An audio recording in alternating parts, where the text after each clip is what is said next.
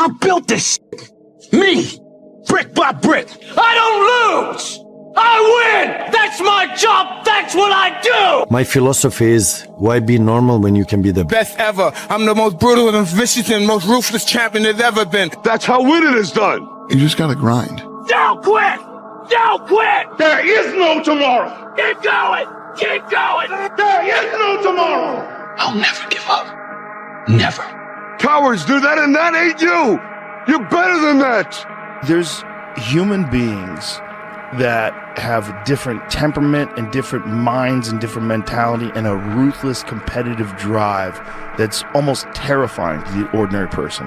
That guy, if we were living 1,000 years ago, he would be on a horse with the biggest battle axe, waiting in the back, hacking heads off, and everybody would be running. And those people have always existed. These dominators have always existed. You've got to create a lot of different emotion to heighten your sense of awareness and focus. Like, for me, anger was good. Anger was good because it was motivating. The more I could create an enemy, the more I wanted to go out and kill those guys. There comes a fucking day where push comes to shove, where being mediocre and being like average and just fucking burns and sucks so much. You can't deal with it one more day, and you get off your fucking ass and you create something that's always been there.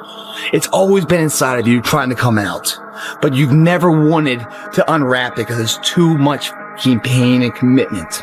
You were scared you were going to fail. You were scared if you started, you never finish it. You didn't want to tell anyone about it. You knew it was there, but you never wanted to embark on it until something fucking hits. It's up to you. The ball's in your fucking court. No more fucking around. You want your life to be better? I can't help you. We can't help you. Joe Rogan can't help you. Ari can't help you. God can't fucking help you. Only you can fucking help you. Grab your fucking balls, get a fucking notebook, and write down what the fuck you're gonna do this year. And this is it. You're not gonna have these problems. Fuck the drugs. Fuck the cigarettes. Fuck that dumb bitch. It all starts fucking today, alright? No more fucking excuses. Motivation is crap. It's people right now, maybe listen to this, they be motivated to go run. If it's cold somewhere where they're at, allow them to shut that door, go back inside. That's motivation. It comes and go as how you feel. If you and your wife are good, if you and your kids are good, if you're good at work, you're motivated. I like the motherfucker whose life is imploded, ain't got shit in life, and says, I still gotta get after it today, man. Like, I want to wake you up at 3 o'clock in the morning and go, come on, man, we're going running. Like, I want to see what you do when you're tired. Let me see how you push yourself. Come on, man, get up. Get up again tomorrow. Get up again tomorrow. Get up again tomorrow. The next day. Get up, get up, get up, get up. Keep going. How long can you maintain a positive attitude? Where's all this teaching? You're teaching people. You can't do shit yourself. You need to show people that you can do it. Sometimes life can really hijack your fucking mind. When that happens to you, you're all fucked up. Your goals, your ambitions, everything is out the fucking window. In life, we all go through different things. Sometimes your girlfriend or boyfriend breaks up with you. Guess what? Get the fuck over it. They no longer want you. Maybe you failed a test in school. You worked your ass off. Guess what? You failed the fucking test. Get over it. Move past it. Learn to not let life hijack your brain. At work, you've been working your ass off for that new promotion. You don't fucking get it. Someone else does. Maybe they kiss better ass than you do. Guess what? Get over it. Life will hijack your mind if you let it. Don't allow all these things to make you a lesser person. You must own your mind. Don't let life own yours. You're a man. You are a man. Stand up and be a man. Make the hard decisions. Make the sacrifices. Make the unpopular decisions. And become comfortable in your own skin. And if you are not a person that you are comfortable being alone with, that is the one person in this universe that you have full power, full right, and full responsibility to change. You have to be open-minded to the possibilities that I can do this. Once you shut your mind down to the possibility that it can be achieved, there's no way it can happen. So that's why my eyes and my body light up about things, because I know that if you're in a fight, you have to attack. You have to keep attacking. The enemy has to know he is not going to give up. You must break the soul of whatever the fuck is in front of you. If you keep on attacking something, nothing wants to stand in front of anything that is relentless. Nothing. Whatever you do, you've got to be a little bit gone to it. You're not all there. You've got to be almost insane to your craft. Not a lot of people can understand that. That's why I don't know about nothing else. I do not pay attention to nothing else. There was games of football on yesterday, there was rugby, there was this, there was that. And like normal society is like, let's talk about this and let's engage in this. And I can't do it. I just don't, people are talking to me and in my head I'm counting something. I'm counting up a number or I'm knee deep in a sequence on the mat or on the feet. That's my life, sequences and numbers, nothing else. I cannot pay attention to nothing else. Start walking. You got to start walking because the perspective's not going to change. You have to start moving forward. You have to start taking steps in order to improve your vision, improve your perspective, change your perspective, make some kind of progress. And worst case scenario, you figure out that you walked the wrong direction. Okay, now you can go walk in the other direction. And that's going to be fine. But standing there lost and not doing anything is just waiting to die, waiting to starve to death. Don't let that happen. I don't quit. You know, I may not make it the first time, but I'll come back. I gotta get my head back in the game. I gotta figure this shit out. It doesn't mean you leave. It means you study it more. It means you study it more. And whenever I fail at something, people always say, man, how do you handle failure, man? I fail a lot, dude. I fail all the time. They go, how do you handle it? What I'm trying to do, and this isn't being arrogant, man. It's being real. Not many people are trying to do.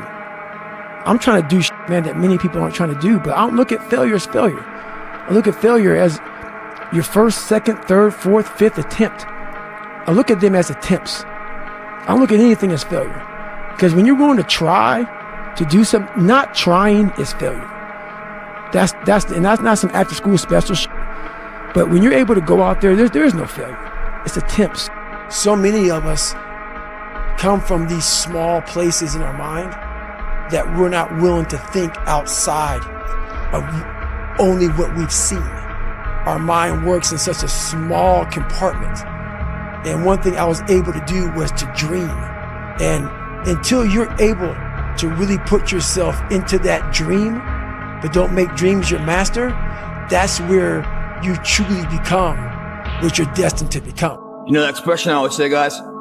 You burn the midnight oil now, otherwise you stay awake in the midnight hours wondering what if. We destroy that here tonight. It's 2 a.m. right now. No one here. Mano to mano, me and you, and where we want to go tomorrow. 2 a.m. What I love about 2 a.m. is that we're not living by the clock, man. Just because the clock says 10 o'clock time to go to sleep or 9 to 5 time to go to work. That's bullshit. If you're in bed right now and you're rolling around, you can't fall asleep, get the fuck up. It probably means you haven't done an honest day's work to earn that rest at night. 2 a.m., not a fucking person's here. All those motherfuckers that come here with their hair done, the makeup, you know, these guys come in the shirts to be seen, missing the fucking point, man. Missing the point. You're not in here to get an achievement. You're in here to pay your fucking dues, so later in life, you never wonder what if. We're putting the work in now, so we never wonder what if. Not run by the clock. Run by our desire where we want to go tomorrow. I became obsessed. With being the baddest motherfucker that God ever created. Am I that? I don't care. I believe it. And I was trying to tell him, once you become obsessed with something, it's okay to be unbalanced for a while. It's okay. Don't be all this stuff people say, you gotta be balanced. To be the best in the world at what you do. It's not about being a Navy SEAL, people. The best at what you do, you have to be unbalanced to find every bit of energy and strength that you have to pull it off. Then you get balanced once you become great. Your attitude has a giant effect, not just on your life, but on other people's lives around you. That's the other thing about it. Those I can't catch a break guys, yeah. Get them the fuck away from me. I can't be around those guys. I don't want to hear that shit. I don't want to hear that shit. I don't buy it. Because everybody has bad breaks. Yeah. I've had a ton of bad breaks. But you know what I did? I stayed up. Yeah. And I thought through it. And I figured out what the fuck I did wrong. And then I went back. It's like I've fucked up everything I've ever done 100 times.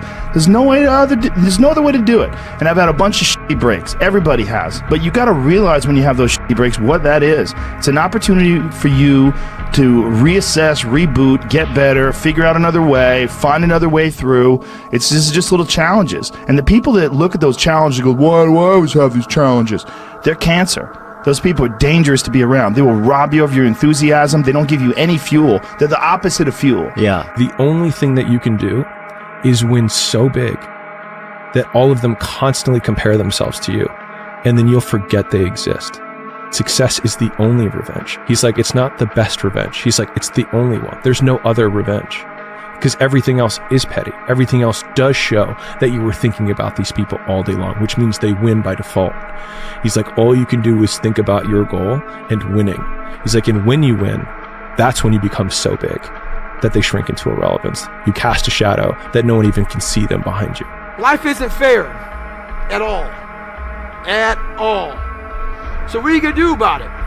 I knew that no one was coming back to help me. No one's going to miracle me to be somebody special. So, mentality is the only thing that gets us through life. I was an underdog.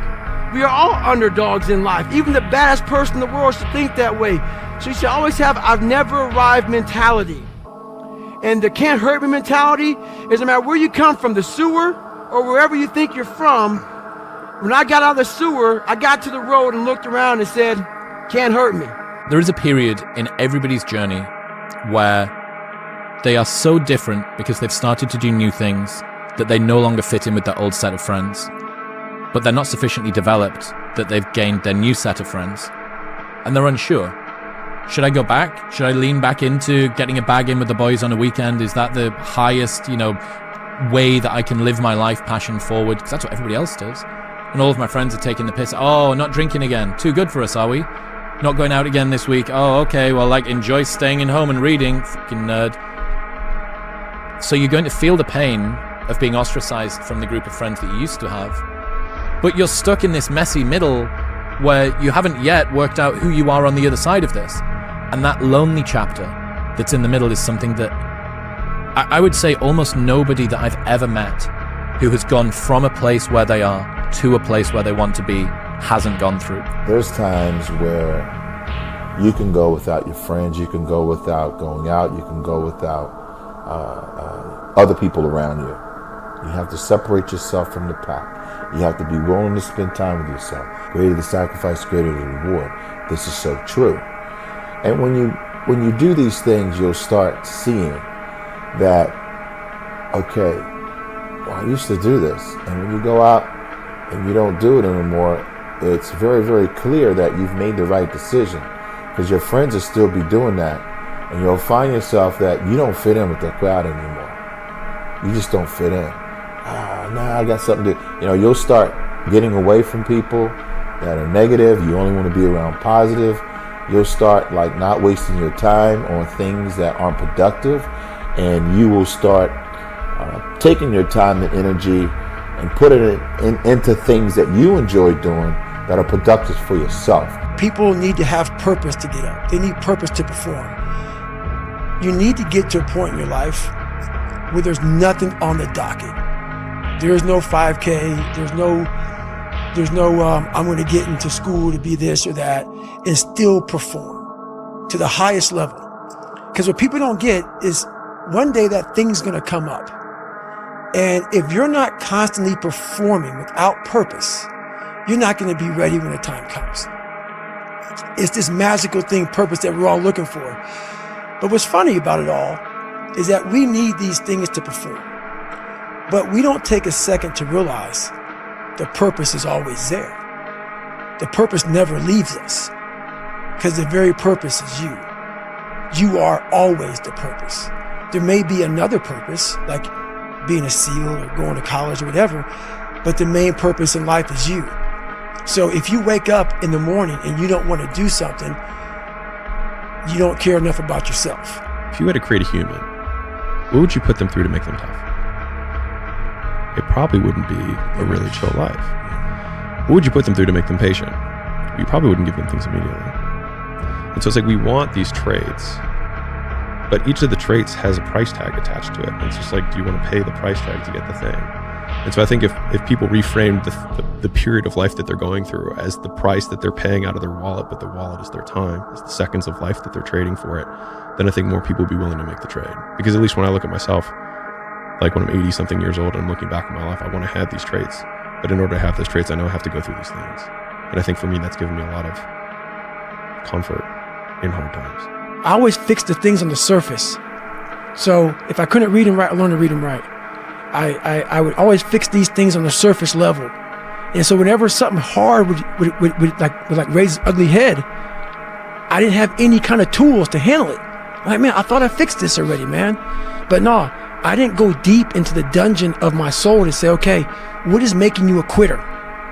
What is making you a weak man? What is making you afraid? And so that's why I kept on quitting and going back to start, or not knowing how to get through hard times. And that's why I always tell people, I'm not a theorist. I didn't study, I didn't study a book. I literally put myself in a fire repeatedly like a sword. You put a sword in a fire repeatedly and repeatedly. If you keep on doing that, you're going to get a nice sword. And then you keep on beating it. You got to beat the shit out of it. And that's what I am. Yeah. I became that. I said, okay, we can't quit. We got to figure out why you are this.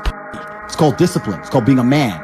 It's not about feeling like doing it. If you only do things you feel like doing, you know what you end up doing? What? You end up sitting around with a belly, drinking soya fucking latte bullshit. That's what you end up doing if you only do what you feel like doing. You have to wake up and say, I don't feel like training, but I must train. I will only drink water. You need to do what you're supposed to do, not what you feel like fucking doing. Okay. That's the difference between a man and a fucking child. You do not become a man doing what you feel like doing. You become a man doing what you're supposed to fucking do. The men on the Titanic didn't feel like dying that day. It's your duty. Imagine you're on your deathbed, and standing around your deathbed are the ghosts representing your unfulfilled potential. The ghost of the ideas you never acted on. The ghost of the talents you didn't use. And they're standing around your bed, angry, disappointed, and upset. They say, we came to you because you could have brought us to life, they say. And now we have to go to the grave together.